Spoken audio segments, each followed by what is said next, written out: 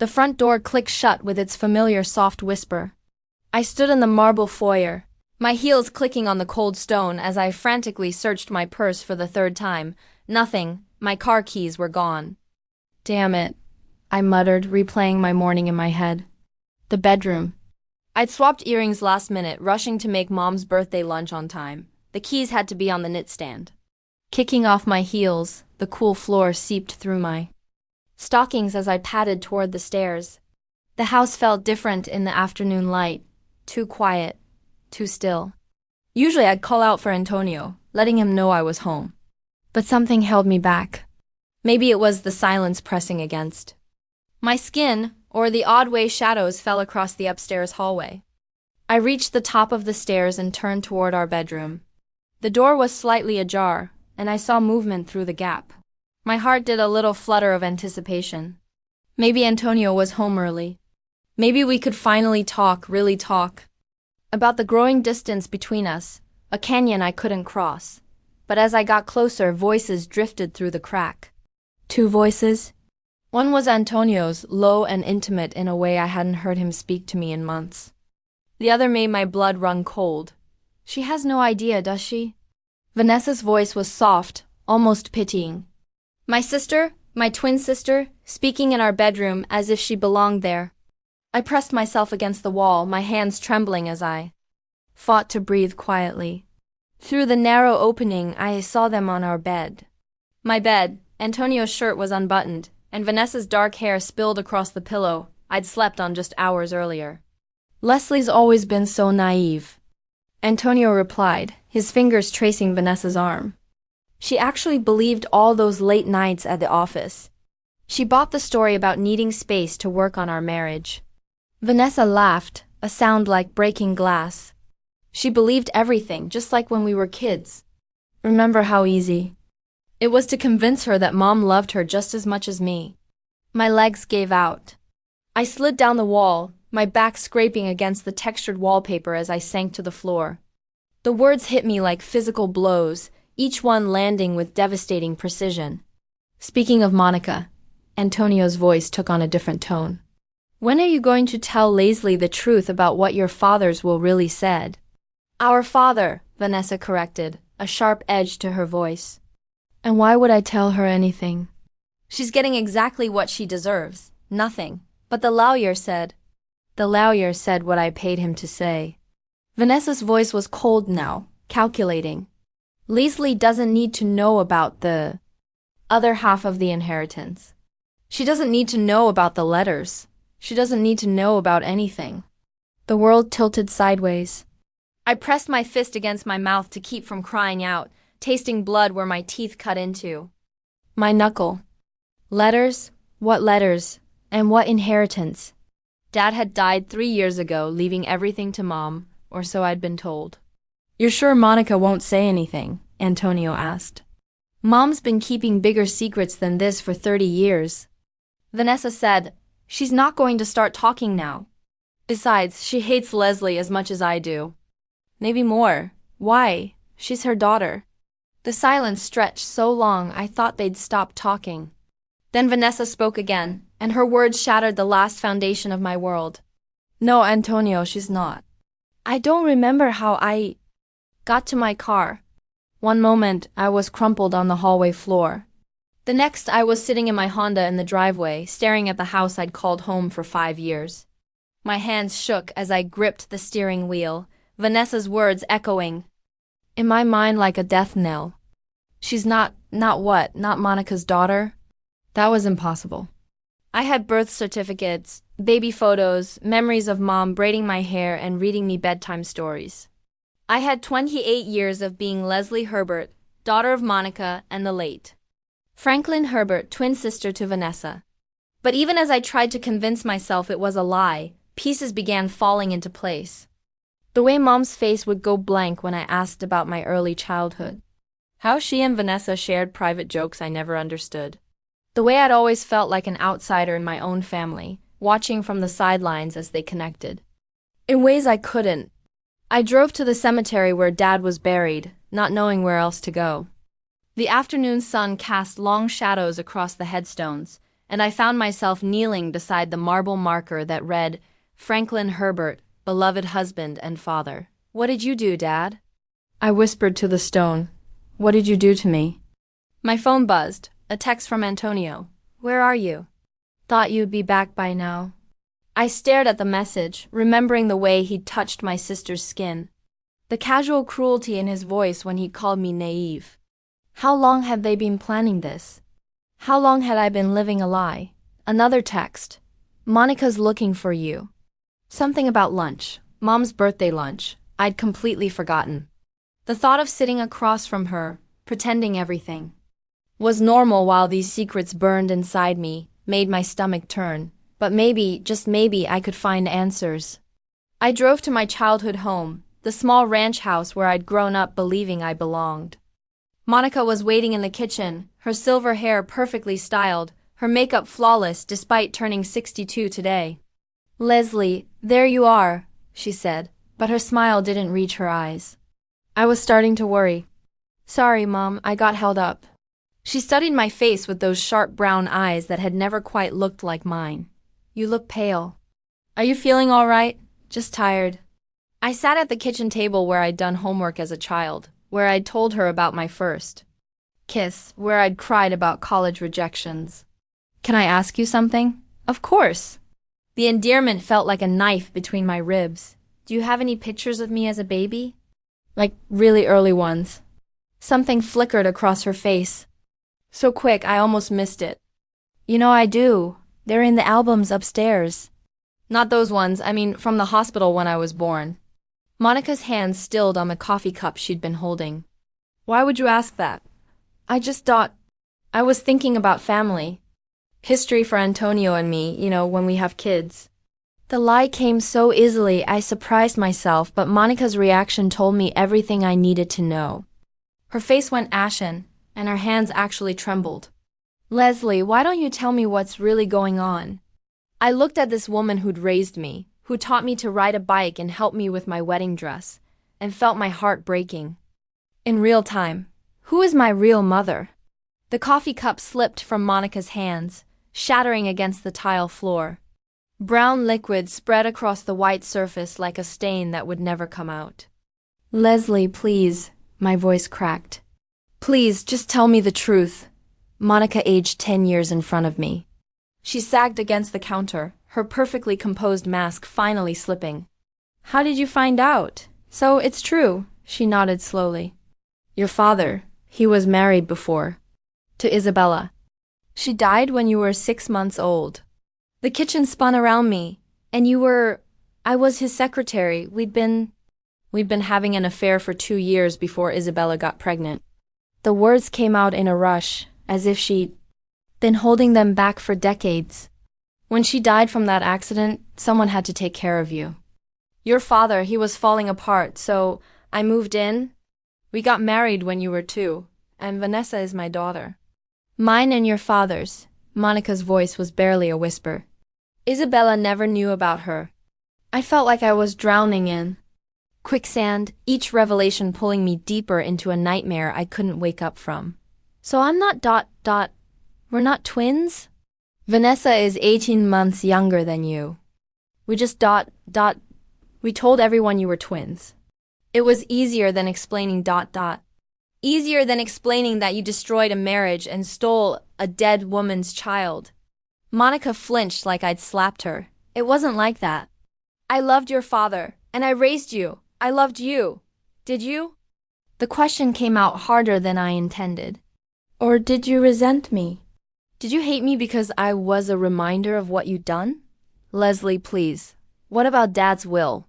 What about the inheritance? Monica's face went white. What about it? What did it really say, Mom? What did it really say? She was quiet for so long, I thought she wouldn't answer. Then, so softly I almost didn't hear her, he left half of everything to you. The house, the savings, the life insurance. Half to you, half to Vanessa. But you told me. I told you what I needed to tell you. Her voice was getting stronger now, more defensive. You had Antonio. You had your own life. Vanessa needed ... Vanessa needed my inheritance. She needed security. She needed to know she was taken care of. I laughed, a bitter sound that echoed in the small kitchen. And I didn't? You were always so strong, Leslie, so independent. Vanessa was more fragile, more yours. Monica's silence was answer enough. I stood up, my legs shaky but holding me. I need to see the original will. Leslie, I don't think... I need to see it. And I need to see my birth certificate. My real birth certificate. Monica's shoulders sagged in defeat. They're in your father's study, in the safe behind the bookshelf. I walked through the house that had never really been mine. Past photographs of a family I'd never really belonged to, toward truths I'd never wanted to know. But as I reached the study door, I heard Monica's voice behind me. Leslie, you have to understand. Everything I did because I loved him. I loved your father so much. I turned back to look at her. This woman who'd given me life and taken it away in the same breath. What about Isabella? Did you love her too when you were sleeping with her husband? Monica's face crumpled. She was dying anyway. Your father was so lonely, and I was there.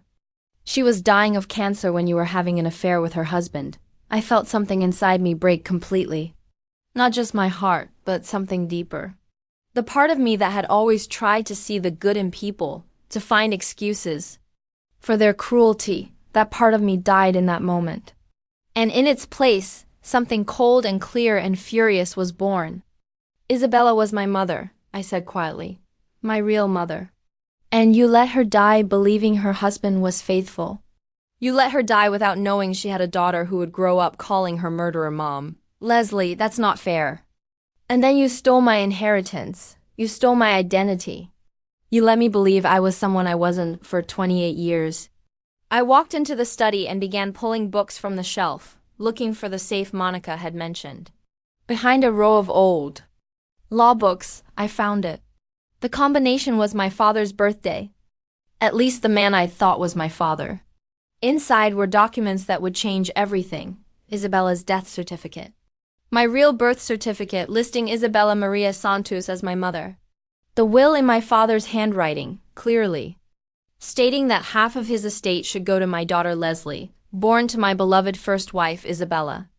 And at the bottom of the safe, a bundle of letters tied with a faded pink ribbon. I pulled them out with trembling hands. The first one was addressed to my dearest Leslie in my father's careful script. The date was just 2 months before he died. My dearest Leslie, if you are reading this, then I am gone, and I pray that Monica has found the courage to tell you the truth. I know I should have told you myself, but I was a coward. I was afraid of losing you, afraid of shattering the family we'd built on lies. Your mother, Isabella, was the most beautiful woman I ever knew. She was kind and funny and brave, even when the cancer was eating her alive. She loved you so much, Leslie. She would hold you for hours, singing old Spanish lullabies and telling you stories about her childhood in Mexico. She never knew about Monica. She never knew about Vanessa. I am not proud of what I did, but I cannot regret it because it gave me you and your sister. But I can regret the lies. I can regret the way I let Monica convince me to hide your true parentage. You are not like them, Leslie. You have your mother's heart, her strength, her capacity for love. I see it in the way you care for others, in the way you fight for what's right. You are Isabella's daughter in every way that matters. I hope someday you can forgive me. I hope someday you can forgive us all. With all my love and deepest regret, your father. I read the letter twice before the words really sank in. My father had known. He'd known the truth would come out eventually. He'd known Monica would try to hide it. There were 5 more letters in the bundle, each one containing memories of Isabella, stories about my first 6 months of life, details about the mother I'd never known. In one, he wrote about how Isabella had made him promise to tell me about her when I was old enough to understand. In another, he described her final days, how she'd held me and whispered that she would always watch over me. The last letter was different. It was dated just 1 week before he died, and it was addressed to Monica. Monica, I know you think I don't see what you're doing, but I do. I see the way you look at Leslie, the way you treat her differently than Vanessa. I see the resentment you carry, and I understand it. But she is innocent in all of this. She is just a child who lost her mother. I am leaving half of my estate to Leslie, and I want you to honor that. I want you to give her Isabella's jewelry, her photographs, her letters. I want you to tell her about her mother with kindness, not bitterness. If you cannot do this, if you cannot love Leslie as she deserves to be loved, then I am asking you to let her go. Don't make her pay for my sins. Don't make her pay for our sins. I hope you can find it in your heart to do what is right. Frankly, I sat in that study for an hour reading and rereading the letters, feeling the weight of 28 years of lies pressing down on me. When I finally emerged, Monica was waiting in the living room, her face streaked with tears. "Did you read them?" she asked. "All of them. Then you know he wanted me to tell you. He wanted me to give you your mother's things, but you didn't." "I couldn't. Every time I looked at you, I saw her. I saw the woman who was everything I wasn't. Beautiful, pure, worthy of his love." Monica's voice was raw with old pain. "I tried to love you, Leslie, I really did. But every day you reminded me of what I'd done, of what I'd destroyed." I felt a strange sort of pity for her then, mixed with the rage that was still burning in my chest. "So you punished me for it, you and Vanessa both." "Vanessa doesn't know about the letters. She just knows that her father loved you differently. Then he loved her, and Antonio." Monica's face hardened. "Antonio came to me 6 months ago. He said he'd figured out there was more to the story. He said he'd done some digging, found some records. He wanted to know the truth. And you told him?" "I told him enough. I told him about Isabella, about the will. I thought, if he knew you were going to inherit money, he'd treat you better. I thought he'd love you more." I stared at her in disbelief. "You thought he'd love me more if he knew I was rich?" "I thought he'd stay with you. I thought he'd take care of you. I didn't want you to be alone." "So you told him and he told Vanessa?" "I assume so. They've been spending a lot of time together lately." The pieces were falling into place now, forming a picture so ugly I could barely look at it. Antonio hadn't fallen out of love with me. He'd never loved me at all. He'd married me thinking I was poor, the unwanted daughter of a working-class family. But when he'd learned the truth, he'd seen an opportunity, not to love me, but to use me. And Vanessa had always resented me, but now she had a reason to hate me. I wasn't just the sister who'd gotten more attention.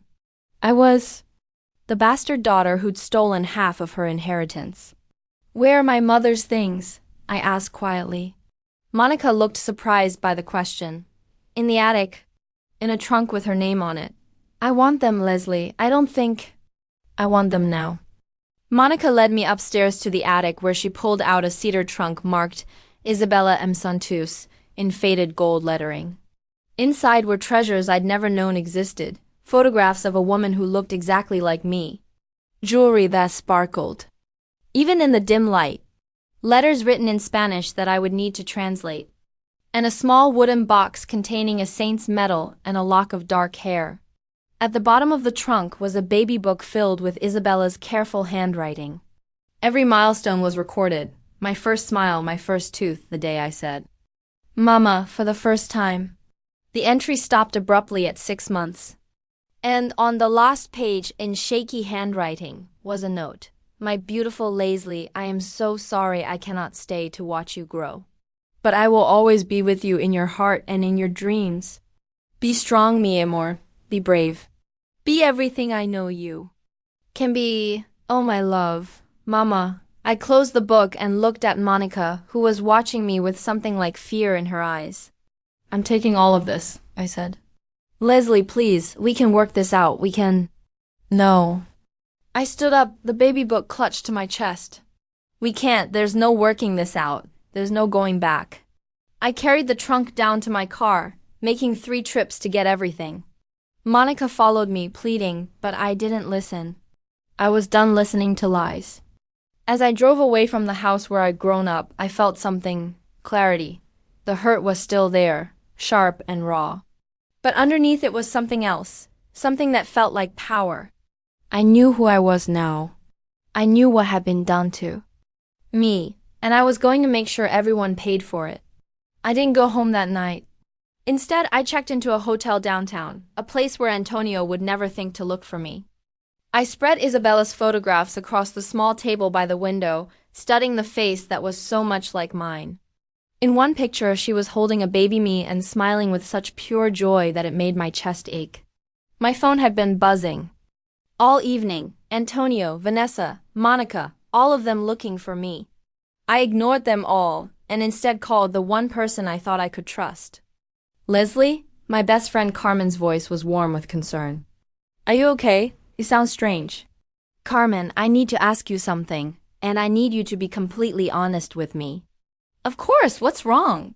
Have you ever noticed anything off about my family? About the way they treat me?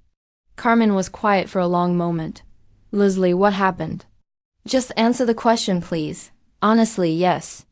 I've always thought they were weird with you. Your mom and Vanessa, they have this way of talking to each other like they're sharing secrets you're not part of. And Antonio. She trailed off. What about Antonio? I never liked him. I know you love him, but he's always treated you like you're not quite good enough. Like he's doing you a favor by being with you. The words hit like a physical blow, not because they were cruel, but because they were true. I'd spent so long making excuses for the way my family treated me that I'd stopped seeing what was right in front of me. Carmen, I need you to do something for me. Can you find out what law firm handled my father's estate? Leslie, you're scaring me. What's going on? I told her everything, the affair, the lies, the stolen inheritance, Antonio and Vanessa's betrayal. Carmen listened without interrupting. And when I finished, she was quiet for a long time. Jesus Christ, she finally said. Leslie, I'm so sorry. I'm so sorry. I need to know what my legal options are. I need to know if I can still claim what's mine. I'll make some calls, but Leslie, are you safe? Where are you staying? I'm fine. I'm at the Marriott on 5th Street, room 418. I'm coming over. Carmen, you don't have to. I'm coming over. We'll figure this out together. While I waited for Carmen, I sat on the bed and read through more of my father's letters. Each one revealed new layers of deception, new ways. Monica had twisted the truth. She told me my father had been proud of my independence, my strength. What he'd actually written was that he worried I'd become too hard, too closed off because I'd never known a mother's love. She told me he'd wanted me to have a simple life, free from the complications of wealth. What he'd actually written was that he hoped I'd use my inheritance to honor Isabella's memory, maybe by starting a scholarship fund for young mothers facing cancer. Every memory I had of my childhood was tainted now. Every bedtime story, every birthday party, every moment of what I thought was love, all of it was built on lies. Carmen arrived with Thai food and a bottle of wine. We sat on the hotel bed, eating pad Thai and planning my next move. I called my cousin Miguel, she said. He's a lawyer who specializes in estate law. He says if you can prove the will was altered or hidden, you might have a case, but you'll need evidence. I have the original will and the letters. That's a start. But Miguel says you'll need more. You'll need to prove that Monica and Vanessa knew about the original will and deliberately hid it from you. I thought about the conversation I'd overheard between Antonio and Vanessa. I might be able to get that. How? I need to record them. I need to get them to admit what they did. Carmen looked worried. Leslie, that sounds dangerous. If they've been lying to you for this long, who knows what else they're capable of? I can't just let them get away with this, Carmen. They stole 28 years of my life. They let me believe I was someone I wasn't. I know, but promise me you'll be careful. Promise me you won't do anything stupid. I promised, but even as I said the words, I was already formulating a plan. I was going to get my revenge, but I was going to do it smart. I was going to destroy them the same way they destroyed me, slowly, methodically, and with surgical precision. The next morning, I drove to the law office that had handled my father's estate. I'd looked up the lawyer Monica had mentioned, Robert Kellerman. He'd been practicing for 30 years, had a good reputation, and according to his website, specialized in estate planning. When I walked into his office, his secretary looked confused. Mrs. Perry? I thought you were coming in next week. I need to speak with Mr. Kellerman about my father's estate, Franklin Herbert. The secretary's face went pale. Let me check if he's available. She disappeared into the back office, and I could hear hushed voices. When she returned, she looked nervous. Mr. Kellerman will see you now. Robert Kellerman was a man in his 60s with silver hair and kind eyes. But when he saw me, those eyes filled with something that looked like guilt. Leslie, he said, standing behind his desk. I wasn't expecting you. I have some questions about my father's will. Of course, please sit down. I remained standing.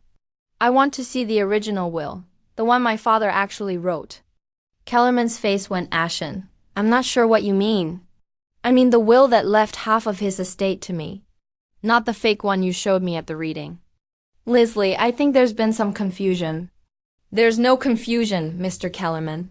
I found the original will in my father's safe. I know what he really wanted, and I know you helped Monica hide it from me. Kellerman sank into his chair. How did you find out? Does it matter? What matters is that you helped them steal from me. You helped them lie to me. Leslie, you have to understand. Monica came to me in tears. She said you were fragile, that you couldn't handle the stress of managing that much money. She said your father had expressed concerns about your stability. So you just believed her? She had a letter from your father? It said he changed his mind about the will? That he wanted everything to go to Monica and Vanessa? A letter you didn't bother to authenticate. Kellerman was quiet for a long moment. You're right. I should have investigated further, but Monica was so convincing and she was grieving, and I thought I was helping. You were helping her steal my inheritance. What can I do to make this right? I leaned forward, my hands flat on his desk. You can help me get back what's mine. All of it. The money, the house, everything. Leslie, I don't know if that's possible. The estate has been settled for 3 years. The money has been spent. The house has been sold. The house was sold. Monica sold it about 6 months ago.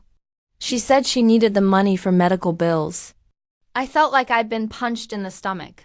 My father's house, the place where Isabella had lived, where I'd spent my first 6 months of life, gone, sold to pay for Monica's comfortable retirement. Where did the money go? Into accounts for Monica and Vanessa. I can get you the exact amounts, but it was substantial. Nearly $500,000. And you're going to help me get it back. Leslie, I want to help you, but I need to think about this carefully. I need to consider the legal implications. The legal implications of helping someone steal $250,000. I think those are pretty clear. Kellerman nodded slowly. What do you want me to do? I want you to document everything. Every conversation you had with Monica, every decision you made, every piece of evidence you ignored. I want you to help me build a case that will get me my inheritance and put them all in prison. Leslie, prison is a strong word. They committed fraud, Mr. Kellerman. They forged documents. They stole money. They destroyed evidence. If that's not prison-worthy, I don't know what is.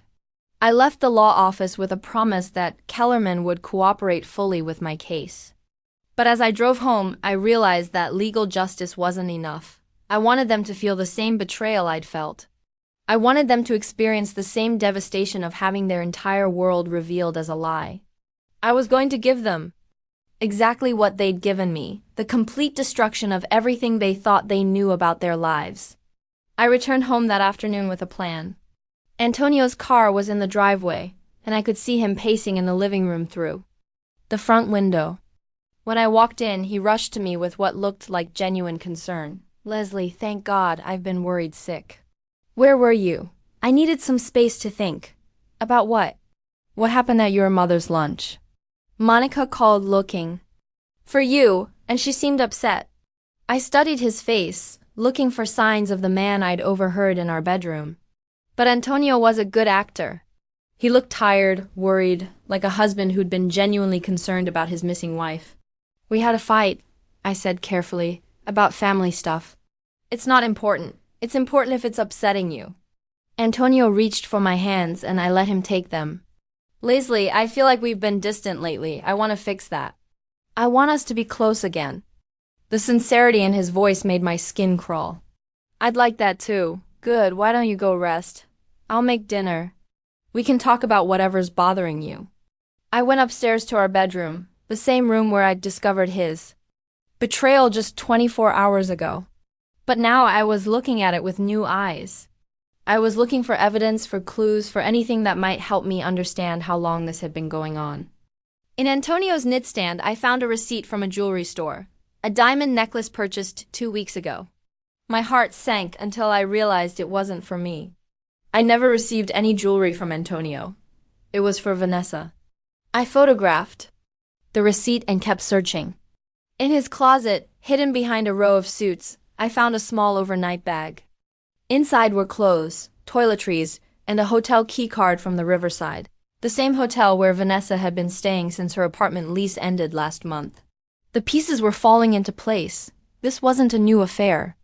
This was a calculated plan that had been in motion for months, maybe longer. I heard Antonio calling from downstairs.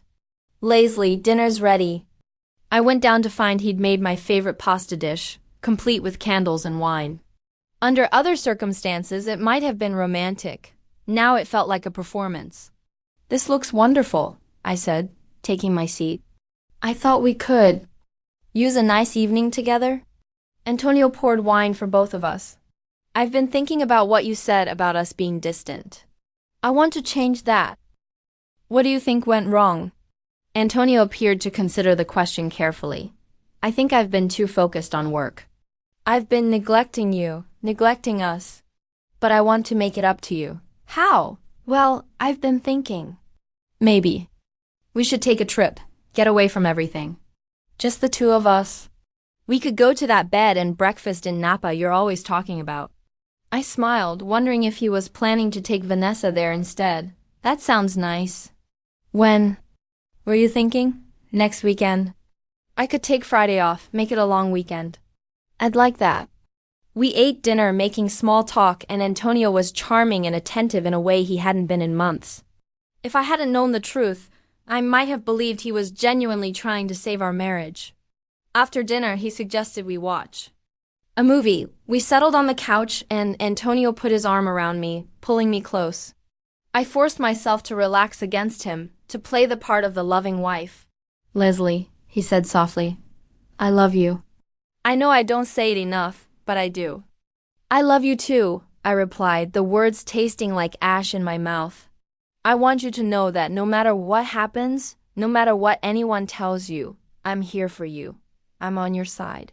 There was something in his tone that made me look up at him. What do you mean? I just mean that families can be complicated. Sometimes people say things or do things that might seem hurtful, but I want you to know that I'll always support you. Antonio, what are you talking about? Nothing specific. I just want you to know that I'm here for you, that's all. But I could see it in his eyes now, the guilt, the fear, the knowledge that his world was about to come crashing down. He knew I was close to discovering the truth, and he was trying to manage me, to control the narrative before it got away from him. Antonio, I said carefully, is there something you need to tell me? No, of course not. Why would you ask that? You seem nervous, like you're hiding something. I'm not hiding anything, I'm just worried about you. I decided to test him. I found something yesterday in Monica's house. Antonio's body tensed, though he tried to hide it. What kind of something? Letters from my father. About my inheritance. Antonio went completely still. What letters? He left me money, Antonio. A lot of money, but Monica never told me about it. Leslie, I think you might be misunderstanding something. Am I? Because the letters are pretty clear.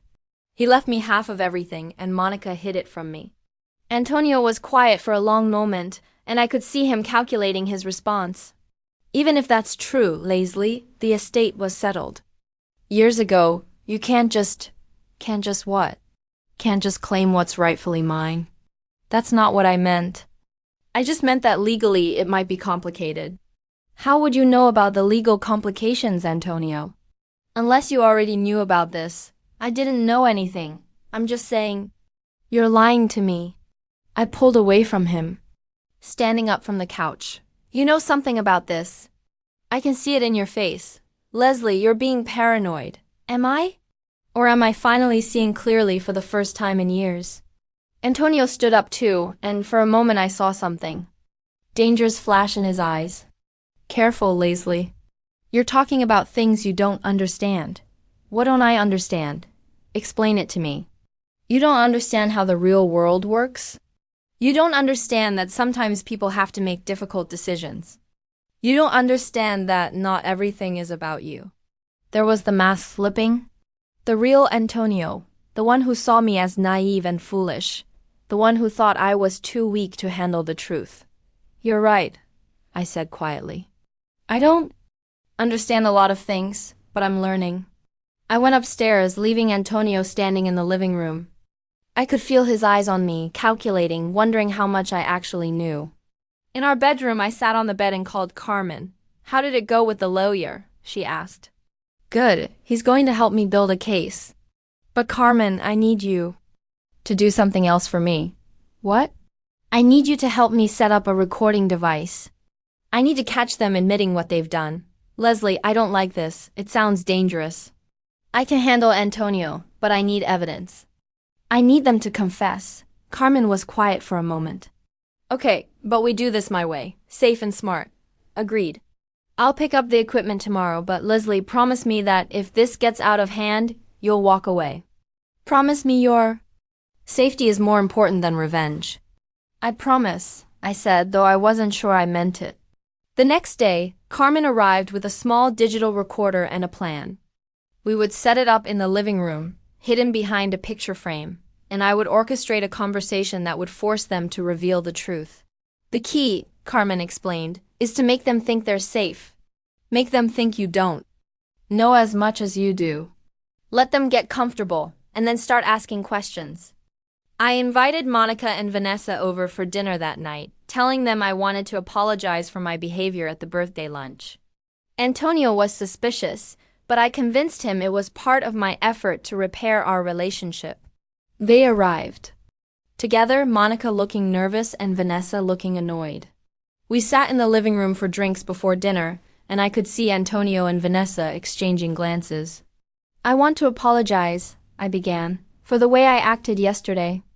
I was upset about something stupid, and I took it out on you, Mom. I'm sorry. Monica looked relieved. It's okay, Leslie. We all have bad days. I've been thinking about what you said about family being complicated, and I realized you're right. Sometimes we have to make difficult decisions to protect the people we love. Vanessa was watching me carefully. What kind of decisions? Well, like when Dad died, you had to handle all the legal stuff, all the paperwork. That must have been really hard. It was, Monica said. Your father didn't make it easy. He was always so secretive about money. What do you mean? Kept documents in different places, had accounts I didn't know about.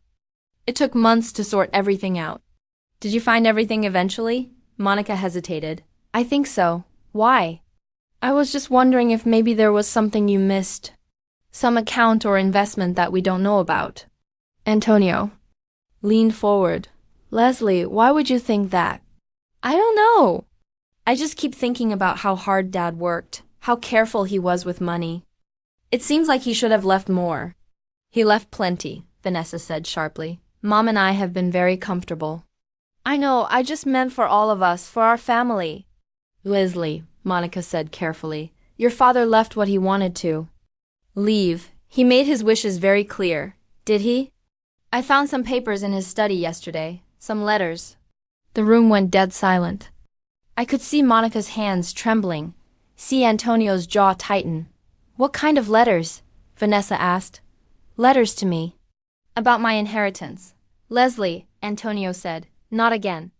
You're being paranoid again. Am I? Because they seemed pretty clear. He wrote about wanting to leave me half of everything. That's impossible, Monica said, but her voice was shaking. He never mentioned anything like that to me. Maybe he didn't mention it because he knew you wouldn't approve. Vanessa stood up abruptly. This is ridiculous.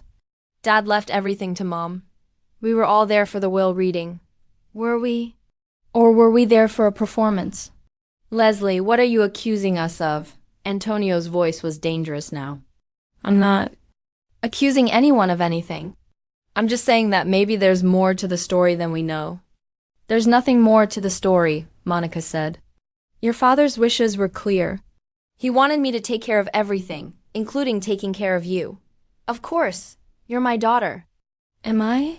Because sometimes I feel like I'm not really part of this family. Like I'm missing something important. Monica and Vanessa exchanged a look, and I knew I had them. They were scared, and scared people make mistakes. Leslie, Monica said, I think you're letting your imagination run away with you. Your father loved you. We all love you. But not enough to tell me the truth. What truth? Antonio asked. The truth about who I really am. The truth about what I'm really entitled to. The truth about what you've all been hiding from me. Vanessa laughed, a harsh sound. You want the truth, Leslie? Fine. The truth is that you've always been jealous of what Mom and I have. You've always felt like you deserved more than you got. Maybe I did deserve more. You deserved exactly what you got. Nothing. Vanessa, Monica warned. No, Mom. I'm tired of tiptoeing around her feelings. Leslie, you want to know the truth? The truth is that Dad felt sorry for you. He felt guilty about the way your life turned out. So, he wrote some letters making promises he never intended to keep. How do you know what he intended? Because I'm not stupid. And I pay attention. Because I know that you were never really his daughter. The words hung in the air like a bomb waiting to explode. Monica went white. Antonio looked panicked, and Vanessa looked like she immediately regretted what she'd said. What did you just say? I asked quietly. Nothing. I didn't say anything. You said I was never really his daughter. What did you mean by that? I meant that you were always distant with him, that you never connected with him the way I did. No, that's not what you meant. You meant something else. I looked at Monica, whose face was crumbling. Tell me, Mom. Tell me what? She meant, Leslie, please, tell me. Monica broke down completely. You're not my biological daughter, but you are your father's daughter. Your father was married before, to Isabella. She was your mother. Antonio and Vanessa looked shocked that she'd actually said it, but I felt only satisfaction. I had them on tape now, admitting the truth. I had to act like I didn't know about any of this. So, Isabella was my real mother? Yes. And you were having an affair with my father while he was married to her? Yes. And when she died, you moved in and stole her daughter? It wasn't like that. And then you lied to me for 28 years about who I was. Leslie, please understand. And you stole my inheritance. You took the money my father left me and kept it for yourself. The money was complicated. It wasn't complicated.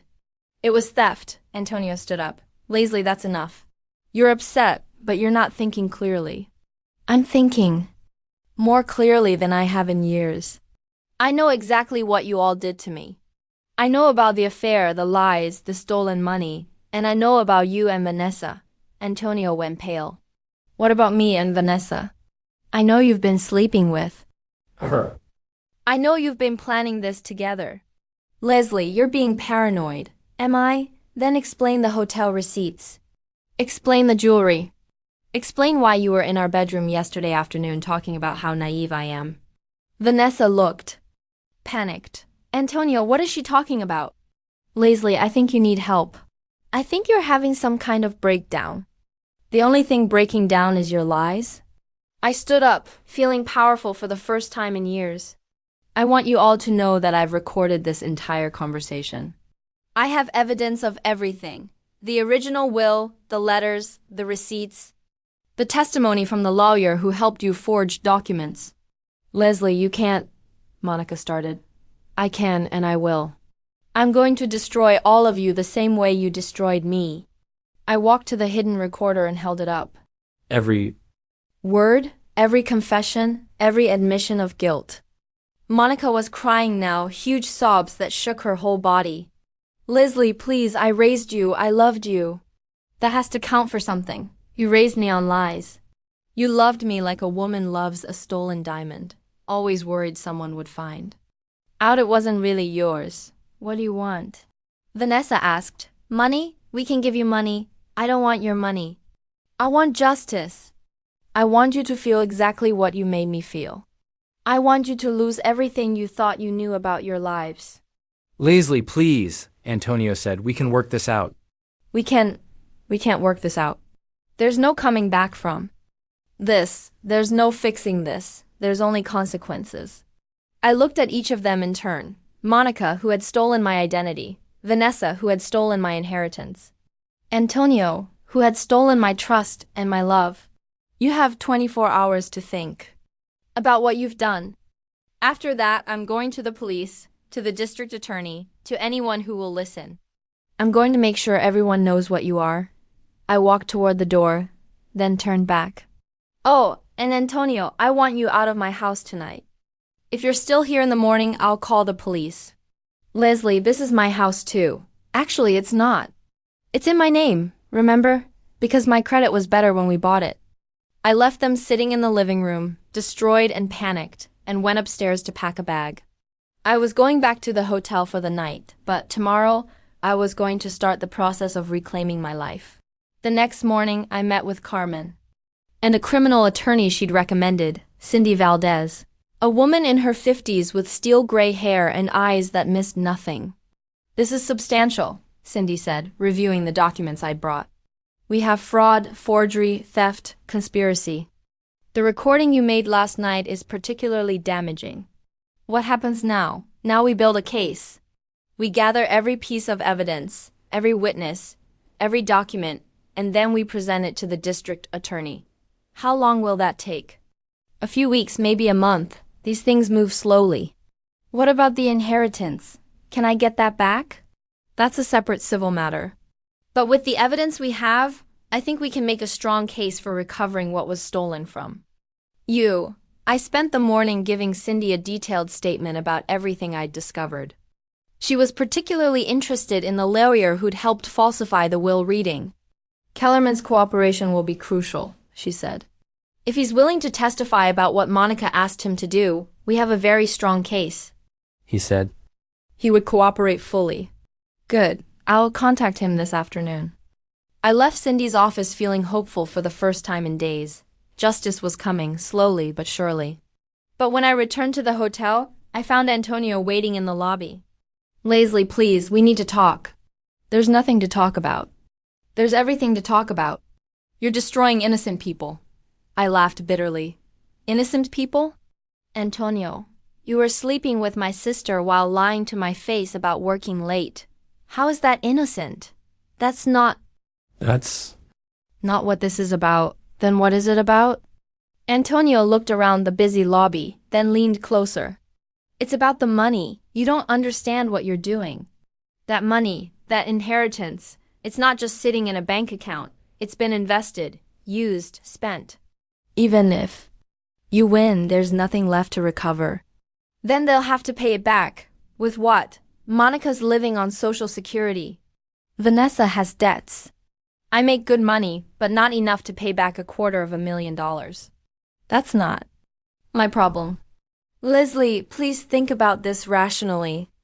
If you press charges, you'll destroy 3 lives. For what? For money that doesn't exist anymore?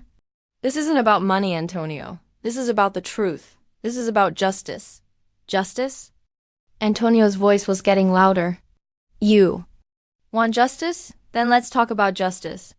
Let's talk about how you've been living in a house I pay for, driving a car I bought, wearing clothes I provide. Let's talk about how you've never worked a day in your life, because I've been supporting you. I work. You volunteer at a nonprofit. That's not work, Leslie. That's a hobby. The cruelty in his voice took my breath away. Is that really what you think of me? I think you're a spoiled woman who's never had to face the real world. I think you're having a breakdown because for the first time in your life, you're not getting everything you want. Everything I want, Antonio? All I wanted was for the people I love to be honest with me. All I wanted was to know who I really was. You know who you are. You're my wife. You're Monica's daughter. You're Vanessa's sister. That's who you are. I'm Isabella's daughter. I'm Isabella's heir. I'm someone who deserves better than lies and theft and betrayal. Antonio's face hardened. You're nothing without us, Leslie. You're nobody. You have no family, no friends, no skills, no education worth anything. You think you're going to destroy us? You're going to destroy yourself. We'll see about that. I walked away from him, but his words followed me. For a moment, I wondered if he was right. Without the life I built on lies, who was I really? But then I remembered Isabella's letters, her strength, her courage even in the face of death. I remembered my father's words about how I had her heart, her capacity for love. I wasn't nothing. I was Isabella's daughter, and I was going to honor her memory by fighting for the truth. Over the next 2 weeks, Cindy worked tirelessly to build our case. Kellerman provided detailed testimony about Monica's deception. We found bank records showing how the inheritance money had been used. Monica had bought a new car, taken expensive vacations, and given Vanessa a substantial down payment on a house. Antonio had received money too, though he tried to hide it through a complex series of transfers. But the most damaging evidence came from an unexpected source. While cleaning out Isabella's trunk, I found a key taped to the bottom. It opened a safety deposit box at a downtown bank, a box that had been in Isabella's name and transferred to me after her death. Inside were documents that changed everything, medical records showing that Isabella had been in remission when she died. Insurance investigator reports suggesting that her car accident might not have been accidental. And most shocking of all, a letter from Isabella to her sister in Mexico, dated just 2 days before her death. My dearest Rosa, I am writing this letter because I am afraid. I have discovered that Franklin is having an affair with his secretary. I have evidence, photographs, hotel receipts, love letters. I confronted him last week and he became violent. He has never hit me before, but I saw something in his eyes that terrified me. I am planning to leave him and take Leslie with me. I have spoken to a lawyer about divorce and I am going to file the papers next week. I wanted you to know in case something happens to me. Franklin has been acting strange lately. He keeps asking about my life insurance policy, about what would happen to Leslie if something happened to me. I think he is planning something terrible. Please, if something happens to me, make sure Leslie knows the truth. Make sure she knows that her mother loved her and fought for her until the very end. Oh, my love, Isabella. I sat in the safety deposit box viewing room, holding the letter with trembling hands. Isabella hadn't died of cancer. She died because she discovered the affair and tried to leave. And my father, the man I grieved for, the man whose letters I'd treasured, had murdered her. Cindy was stunned when I showed her the letter. This changes everything, she said. This isn't just about fraud anymore. This is about murder. But it was 30 years ago. The statute of limitations. There's no statute of limitations on murder. And if we can prove that Monica knew about this, that she was complicit in covering it up, she's an accessory, we brought the letter to the police that afternoon. Detective Maria Santos, ironically sharing my mother's surname, was assigned to the case. She was a woman in her 40s with kind eyes and a gentle manner, but I could see the steel beneath her surface. This is a serious accusation, she said. We'll need to reopen the investigation into your mother's death. What does that mean? It means we'll exhume the body. We'll look at the accident scene again. We'll interview anyone who's still alive from the original investigation. The thought of Isabella's body being disturbed made me sick, but I knew it was necessary. How long will that take? Weeks, maybe months? These things take time. What about the fraud charges? What about Monica and Vanessa and Antonio? Those will proceed separately. The district attorney has reviewed your case, and he's confident we can get convictions on multiple charges. I left the police station feeling overwhelmed. I'd wanted justice for the lies and theft, but murder? That was something else entirely. That was a darkness I wasn't sure I was ready to face. But as I drove home to the hotel, I thought about Isabella's letter. She'd been planning to fight for me, to take me away from the lies and danger. She died trying to protect me. The least I could do was fight for her. The arrest came on a Wednesday morning. I watched from my car as police cars surrounded Monica's house, as they led her away in handcuffs. Antonio was arrested at his office, and Vanessa was taken from her home. The charges were extensive: Fraud, forgery, theft, conspiracy, and for Monica, accessory to murder after the fact. The day had found evidence that Monica had known about Isabella's suspicions, had known about the insurance investigation, and had helped cover up the truth. The story made the local news, and suddenly everyone knew about the woman who discovered. Her entire life was a lie. Reporters called constantly, wanting interviews, wanting to know how it felt to learn that your father was a murderer and your mother was a thief. I didn't talk to any of them. I had nothing to say to strangers about my private pain. But I did have something to say to the 3 people who destroyed my life. I went to see Monica first. She was being held without bail, deemed a flight risk. When they brought her into the visiting room, she looked years older than she had just weeks before. "Leslie," she said, her voice barely a whisper, "I'm so sorry. Are you really sorry? Or are you just sorry you got caught? I'm sorry for all of it. I'm sorry for the lies, for the money, for everything." "What about Isabella? Are you sorry for helping my father kill her?" Monica flinched. "I didn't help him kill her. I didn't know what he was planning." "But you knew something was wrong. You knew she was going to leave him. I knew she'd found out about us. I knew she was angry. But I never thought—" "You never thought what?" "That a man who would cheat on his dying wife might be capable of murder." Monica was crying now, tears streaming down her face. "I loved him, Leslie. I loved him so much I couldn't see what he really was." "And what about me? Did you love me even a little?" "I tried to. I really tried, but every time I looked at you I saw her. I saw the woman who had everything I wanted. And I saw the reminder of what we'd done to get it. So you punished me for it. I punished myself for it.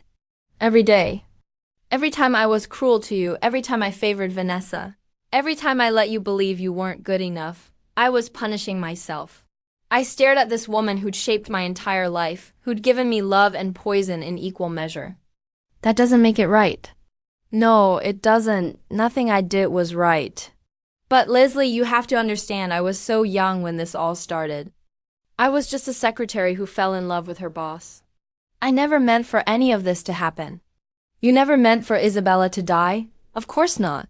When I found out what Franklin had done, I wanted to go to the police, but he said they'd never believe me. He said they'd think I was involved.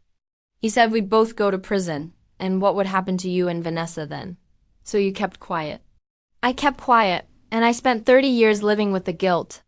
30 years knowing that I was raising a murdered woman's child. 30 years trying to make it right by being a good mother to you. You weren't a good mother to me. You were a guilty woman trying to ease her conscience." Monica sobbed harder. "You're right. You're absolutely right. I failed you in every way possible, but Leslie, please, I'm begging you.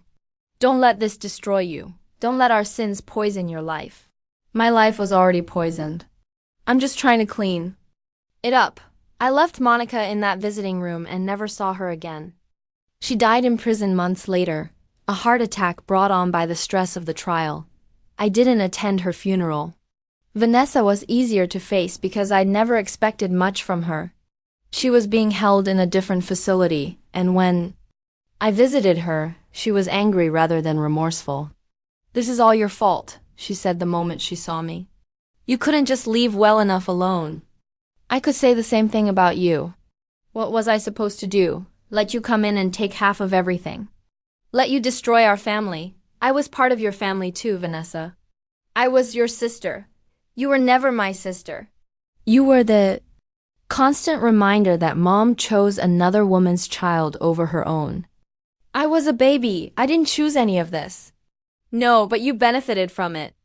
You got to be the good daughter, the sweet one, the one everyone felt sorry for. Do you know what it's like to compete with a dead woman for your father's love? I felt a stab of unexpected pity for her. I know what it's like to compete with a living one. It's not the same thing. You never had to watch Mom look at you and see someone else. You never had to hear Dad talk about how much you looked like your mother, how much you reminded him of her. That's because I didn't know Isabella was my mother. And whose fault is that? You could have asked questions. You could have pushed for answers. But you were always so passive, So willing to accept whatever we told you. I trusted you. I trusted all of you. And that was your mistake. Trust is for fools, Leslie. Love is for fools. The only thing that matters is protecting yourself. Is that what you were doing when you slept with my husband? Protecting yourself? Vanessa's face hardened. Antonio came to me. He said he'd figured out about the inheritance. Said he wanted to help me keep it. One thing led to another. How long? How long what? How long were you sleeping with him? Does it matter? Antonio doesn't love anyone but himself. Surely. You knew that. I thought I knew a lot of things. Now you know better. Now you know that everyone is out for themselves. Everyone will betray you if the price is right. I looked at this woman who shared my father's blood, who'd grown up in the same house, who'd called me sister for 28 years. Not everyone. No? Then why are you sitting here talking to me instead of trying to help me? Why are you pressing charges instead of forgiving your family? Because you're not my family. You never were. I left Vanessa in her cell and felt only relief. Whatever connection we'd had, it was severed now. I was free of her anger and resentment and poison. Antonio was the hardest to face, not because I still loved him, but because I'd loved him the most. He was in a minimum security facility, and he looked almost relieved when he saw me. Leslie, he said, I was hoping you'd come. Why? Because I wanted to explain. I wanted you to understand why I did what I did. I understand perfectly. You did it for money. No, it's not that simple. Then explain it to me. Antonio was quiet for a long moment. When I married you, I thought I was getting a simple life. A quiet wife, a normal family, no complications. But then I started noticing things. The way Monica treated you differently than Vanessa. The way you looked nothing like either of them. The way you seemed to know less about your own family history than I did. So you investigated. I got curious. I started asking questions, doing research, and eventually I found out about Isabella. I found out about the money. And you decided to steal it. I decided to claim it. Leslie, you have to understand, I was supporting you.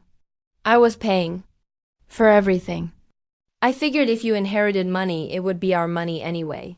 So what did it matter if I worked with Monica and Vanessa to access it? It mattered because it wasn't yours, it was mine. You would have given it to me anyway.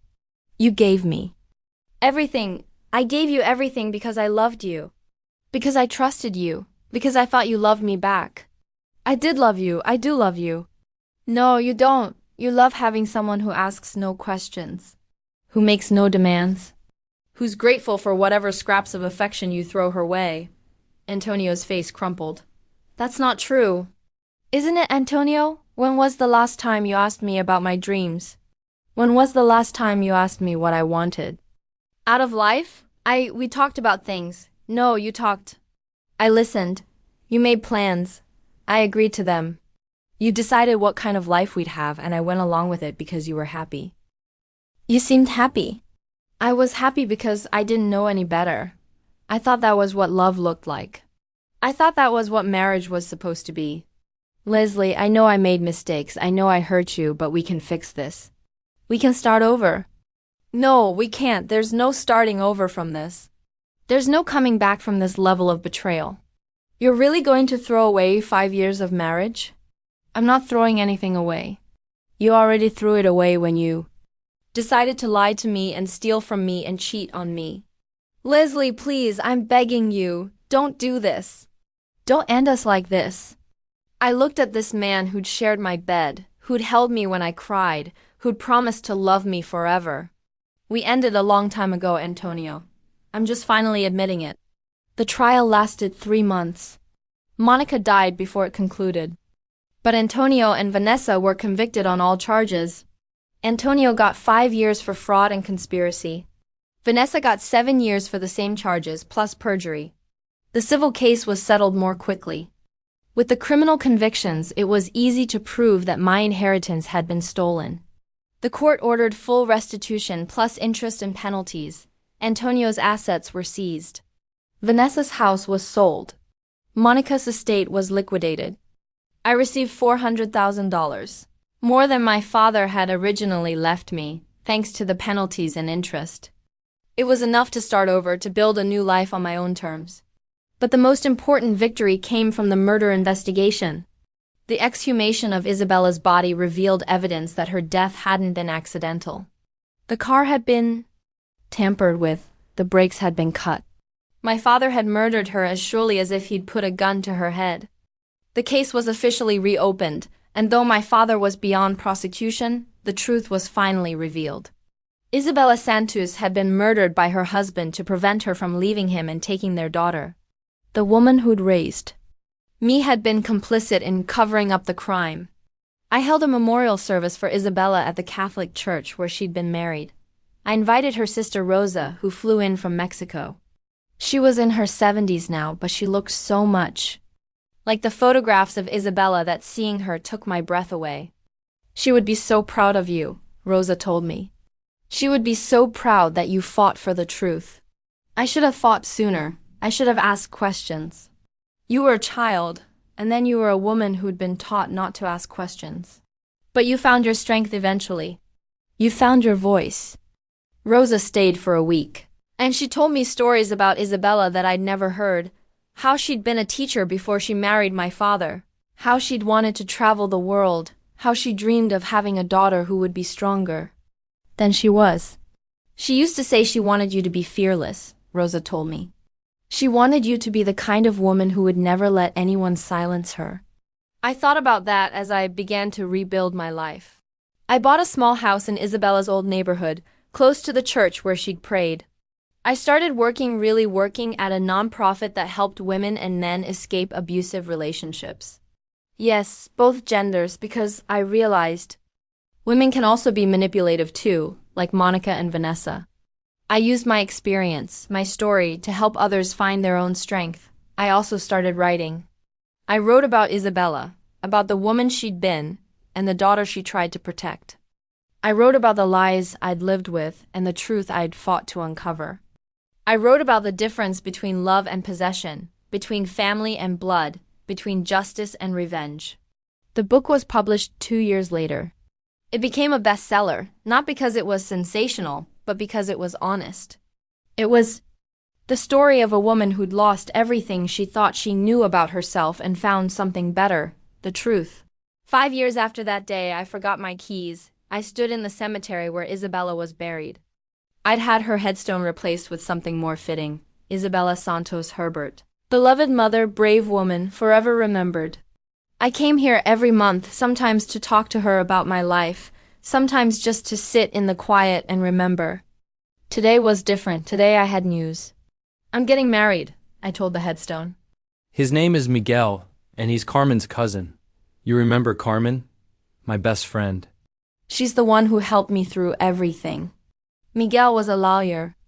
But more than that, he was a good man.